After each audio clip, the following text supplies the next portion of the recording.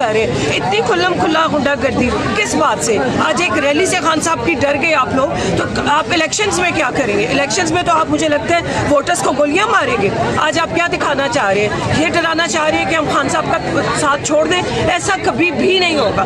जितना ये बदतमीजियाँ और इस किस्म की बेकायदगियाँ करेंगे, कानून को हाथ में लेंगे, लोगों के साथ जुल्म करेंगे, उतने ही खान साहब का वोटर 2 से 4, 4 से 6, 6 से 10 होता जाएगा।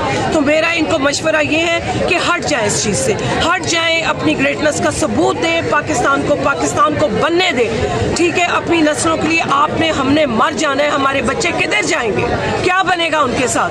लेकिन ये मेरे पास जीता जागता सबूत है जो कि मैंने एब्जॉर्ब करके टिश्यू पेपर पे सड़के के ऊपर से, उसकी वीडियोस भी हैं, वो भी मैं सारी वायरल करूंगी। और ये मैंने अपने पास प्लास्टिक के लिफाफे में रख लिया है इसका कराने के लिए केमिकल एनालिसिस।